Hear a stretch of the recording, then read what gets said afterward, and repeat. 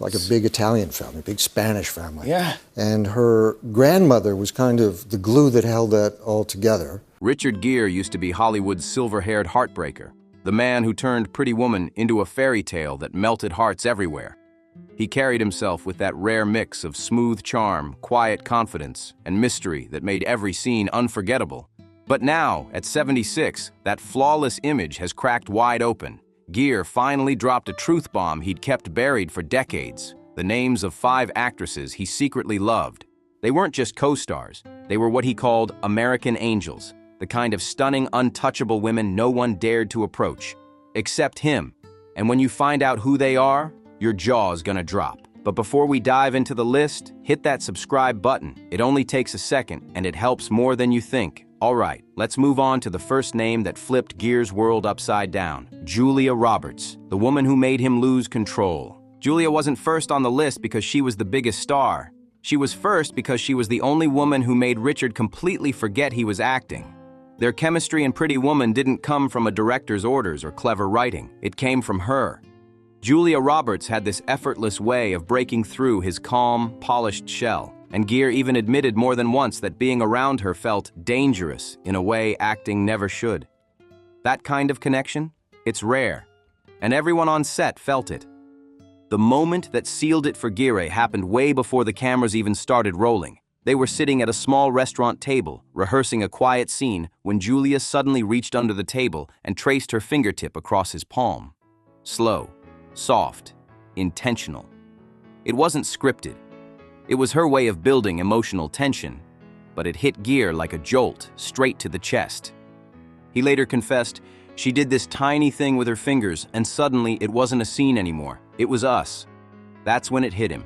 Julia could pull him out of character and into something far too real. And the wild part? She didn't even try to hide it. Julia would laugh freely, lean in close, touch his arm while talking, and lock eyes with him just long enough to make him forget his next line. Crew members started whispering about the sparks flying between them. One cameraman even admitted he had to stop filming at one point because, as he put it, it felt like we were intruding on something private. Richard admired Julia's mix of innocence and boldness, the way she poured real emotion into every moment instead of relying on polished acting tricks. She wasn't intimidating like Sharon Stone or quietly intense like Diane Lane. She was warm, open, and dangerously genuine. And according to Richard, that made her the most unpredictable and the most unforgettable woman he'd ever worked with. Even now, he admits that if Julia had ever whispered, "Let's disappear for a weekend," he wouldn't have thought twice. He would have gone. But then came Sharon Stone, the woman who turned danger itself into desire. Gere remembers the exact moment she entered his life because his body reacted before his mind could even catch up. No awkward intros, no small talk. Sharon didn't play that game. She crossed a crowded room with pure confidence, reached out, and with one slow, deliberate move, brushed an invisible speck of lint from his shoulder. Then she smiled, not sweetly, but like she was choosing him. That was it. Gere knew instantly he was in trouble. He later said, "Sharon didn't flirt the way normal people flirt. She hunted." And he meant that as the ultimate compliment.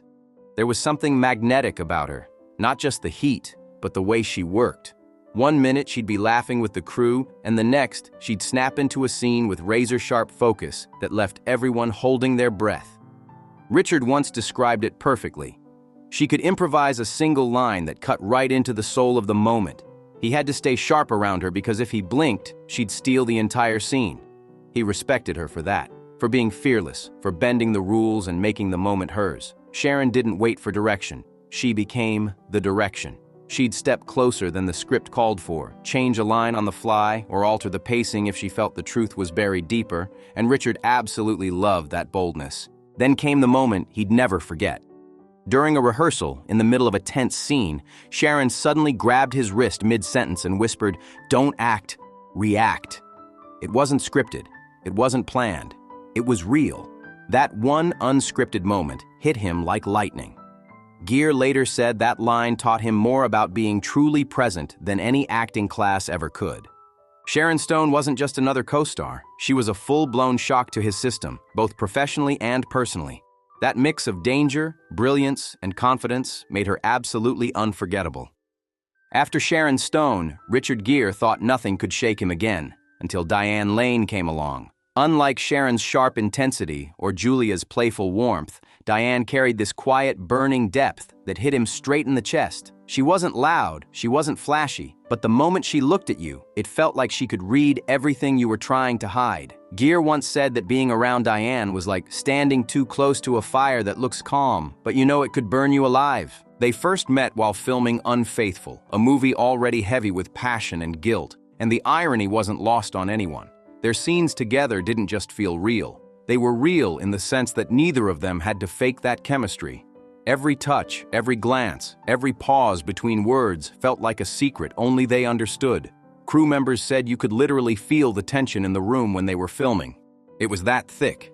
Richard admired Diane's emotional bravery, how she didn't hide behind the mask of perfection like so many others in Hollywood.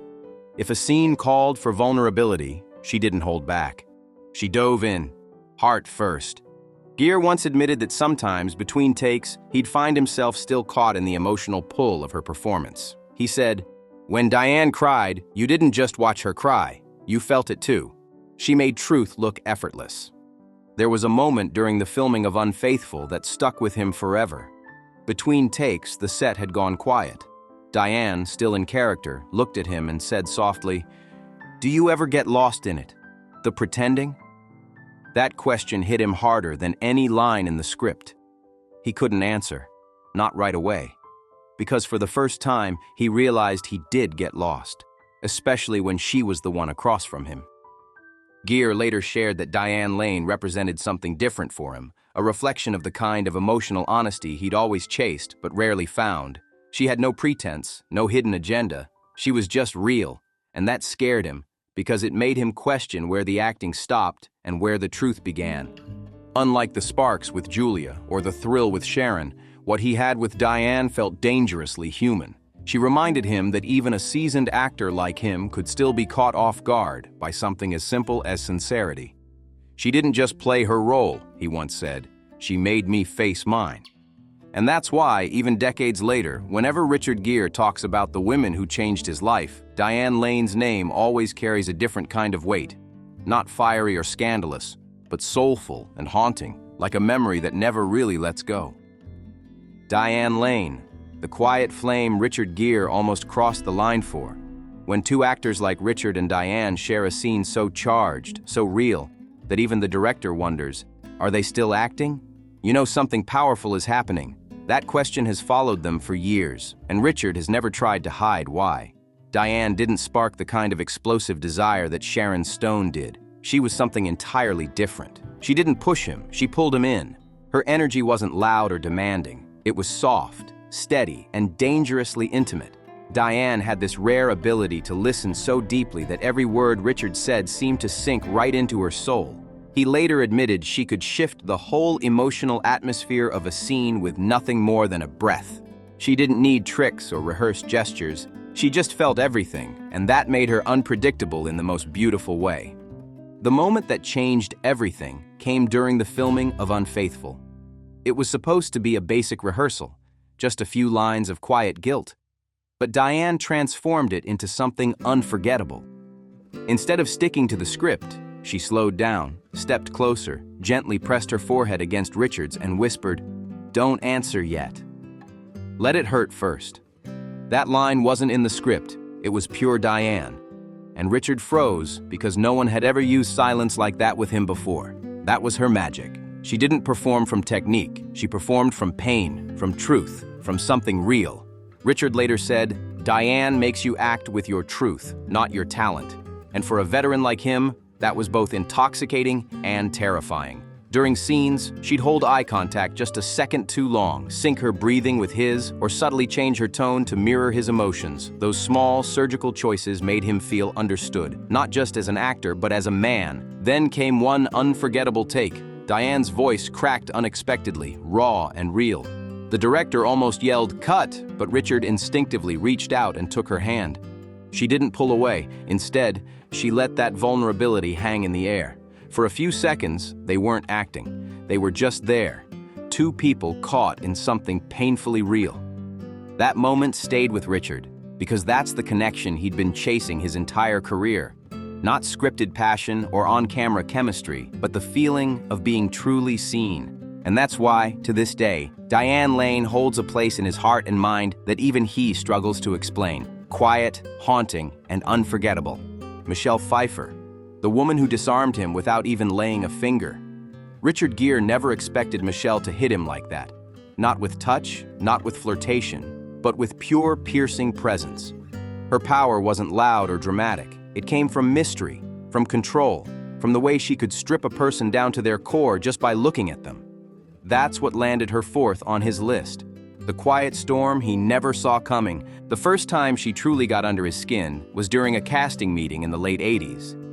Michelle walked in, sat across from Richard, folded her hands neatly, and just looked at him. 10 long seconds passed. No smile, no greeting, no Hollywood small talk. Just those sharp, unblinking eyes locked on him, reading every secret he didn't even know he was giving away. Gere later confessed, "Michelle didn't have to say a word. I felt like she already figured me out." And that shook him. No one, not even Julia, not even Sharon, had ever managed that kind of quiet power over him.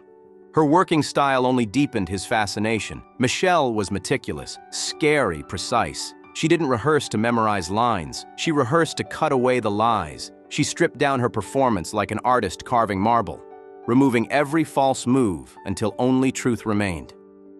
When she stepped into a scene, she didn't just act. She invaded the emotional space with calm, surgical grace. There was one test scene that Richard could never forget. He tried improvising an emotional moment, adding a little rawness, and Michelle didn't flinch. She inhaled sharply, her voice trembled just a little, and she whispered, "Don't lie to me, not here." It wasn't scripted, it came from something real, and it hit Richard harder than any passionate scene ever could. He later admitted privately that what he loved most about Michelle was her restraint, how every tiny shift in her tone, her posture, or her silence carried more weight than a whole page of dialogue. "With Michelle," he said, "you don't chase her body, you chase her depth." And that made her unforgettable. She didn't seduce with touch or words, she seduced with truth. And that truth haunted him for years. Then came Sophia Loren, the untouchable dream he never outgrew. Richard didn't include her on his secret list because of chemistry or stolen glances like with the others. Sophia represented something entirely different. She wasn't a co-star or a fling. She was the embodiment of pure awe. For Gere, Sophia Loren was the kind of woman who didn't need to speak to leave you speechless. The fascination began long before they ever met, back when he was still young, watching her on the big screen in black and white films that felt like portals into another world. She wasn't just beautiful, she was majestic. The way she carried herself, with grace and authority, made every man around her feel like a boy again. And when Richard finally stood in the same room with her years later, that feeling came rushing back, that same boyish awe. He said it wasn't about attraction or fantasy, it was about reverence. "Sophia," he once admitted, "reminded me what real presence is, the kind that fills a room before she even enters it." To Gere, she wasn't a woman to chase or conquer. She was a dream you simply admire from afar. And that's why, even after all the passion, danger, and emotional chaos of his other connections, Sophia Loren remained his untouchable muse, the one star who made even Hollywood's silver-haired heartbreaker feel small again. Sophia Loren, the untouchable dream Richard Gere never stopped chasing. For him, she wasn't just an actress, she was cinema royalty. When Richard first saw her on screen as a young man, he wasn't watching a performance. He was witnessing power wrapped in elegance. Sophia had that rare magic where every gesture, every turn of her head felt like history being made. By the time Gere finally met her years later, he was already a star, confident and seasoned. But in front of Sophia, all that vanished. He said the moment she walked into the room, everything went still. She didn't need grand entrances or rehearsed charm. Her presence commanded attention. Richard once admitted, "She made me feel like a kid again, standing in front of someone who could see straight through the man I became." That humility, that awe, it never left him. Unlike his other secret loves, there was no romantic spark with Sophia. No heat, no whispered moments between takes. What she awakened in him was deeper, almost spiritual. She reminded him of the kind of woman who didn't chase validation or attention. She was the moment. Sophia Loren had lived through eras of fame and scandal, yet carried herself like someone who had nothing to prove. That strength captivated him completely. Richard once recalled a private dinner in Italy, surrounded by film legends, where Sophia sat just across from him. She was telling a story, calm, deliberate, her voice low and rich, and everyone was silent, hanging on her every word. When she turned and caught Richard watching, she smiled gently and said, "Ah, you listen like an old soul." He never forgot that line. It wasn't flirtation, it was acknowledgement. She saw him, and in that second, he felt honored just to be seen by her. That moment stayed with him because it reminded him what true allure was. Not passion, not desire, but presence. Sophia's beauty wasn't something you wanted to touch. It was something you stood back and admired, like art. Richard once told a close friend that Sophia Loren represented the kind of woman you don't fall in love with. You learn from her. That's why she held such a sacred place in his story. After Sophia, Richard never looked at women in Hollywood the same way again. He'd seen the full spectrum: Julia's warmth, Sharon's danger, Diane's honesty, Michelle's precision, and Sophia's grace. And together, they painted a picture of every kind of love he'd ever been drawn to. It wasn't about scandal anymore. It was about understanding the kinds of women who could shake his foundation without even trying. And even now, at 76, when Richard Gere speaks about his past, there's always that glint in his eye, a soft smile when certain names come up, a pause that says those moments never really left. These women weren't just co-stars or fleeting crushes, they were lessons, mirrors, and in some way, reflections of who he was and who he wished he could be. It all came full circle one night at a European award ceremony back in the late 80s. The room glowed with red carpet lights and champagne laughter, but when Sophia Loren began walking toward Richard Gere, everything slowed down. She moved with that effortless Italian grace that made every step feel like part of a movie. When she finally reached him, she placed her palm gently against his cheek, soft, warm, almost motherly, and said, "You look too serious for a man with eyes like that." Richard froze. A man in his 40s, a Hollywood star adored by millions, suddenly felt like a nervous teenager under the gaze of a living legend. He laughed about it years later, but in that moment, time stopped. That single touch, that simple line, hit deeper than any romantic scene he'd ever filmed. But what truly sealed his admiration for Sophia wasn't that tender moment. It was how she worked. She didn't need to force a scene or oversell a line. She commanded attention through stillness. When Sophia Loren stepped into a frame, she didn't chase the spotlight. The spotlight found her. She expected everyone, even Gere himself, to rise to that level of truth. During a masterclass they both attended, she gave a piece of advice that Richard carried for the rest of his life. She told the younger actors, "If you don't live with your heart open, the camera will know."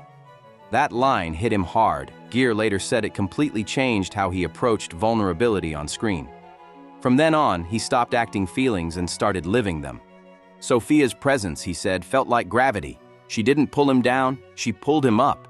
She made him want to stand taller, speak clearer, and bring honesty to every single role he played.